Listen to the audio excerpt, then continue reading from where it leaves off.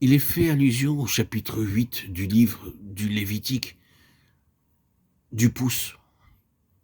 Il aspergera sur la pouce de sa main droite.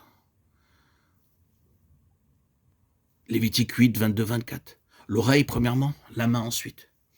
Il faut que le Seigneur ait la place d'honneur et de puissance dans les activités de notre vie, dans l'œuvre de notre vie.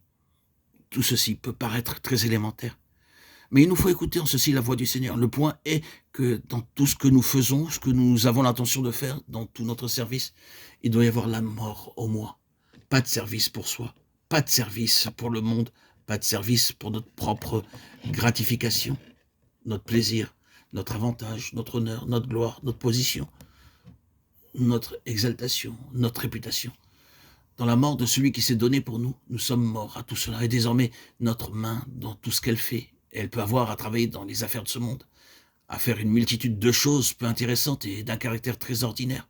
Dans quelques activités ou quelques vies qu'elle ait à s'engager, notre main doit d'un côté être morte à elle-même et de l'autre côté travailler en vue des intérêts du Seigneur.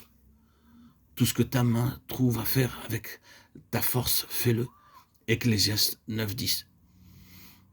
Rappelons-nous combien l'apôtre nous met en garde contre les services qui sont rendus aux hommes comme pour plaire aux hommes et non comme pour plaire au Seigneur. Il parlait surtout aux esclaves de son temps, lorsque le système de l'esclavage prévalait et que les esclaves avaient à faire beaucoup de choses qui n'étaient pas selon leur goût. Il leur dit, accomplissez votre service, non pas comme pour les hommes qui sont vos maîtres, mais comme pour le Seigneur. Nous avons à nous demander pourquoi nous occupons notre place, ou bien que ce qui nous pousse à désirer une certaine place ou un travail particulier. Quel est le motif qui nous gouverne dans notre ambition pour le service?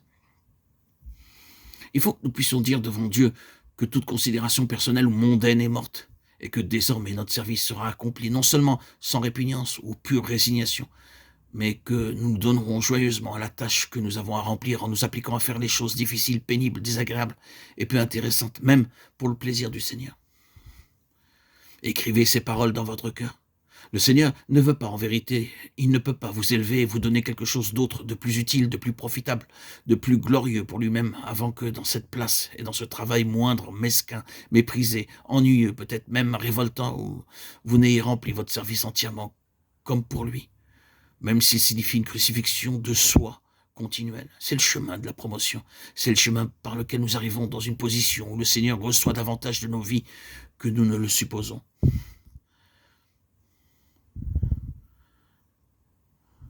Il y a un ministère sacerdotal à faire, une chose difficile et désagréable, comme pour le Seigneur.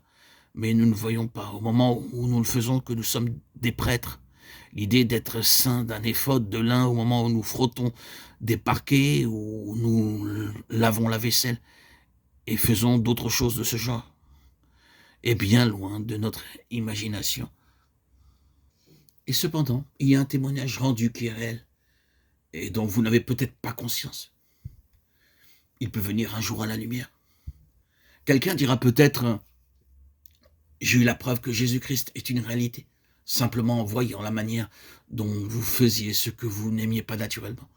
Vous savez que ce n'était absolument pas dans vos goûts, que votre cœur n'y était pas, mais vous l'avez fait d'une telle manière que vous m'avez convaincu que Christ est une réalité vivante. Ce n'est ni imagination ni sentiment, c'est une réalité vivante. Le Seigneur a ses yeux sur nous.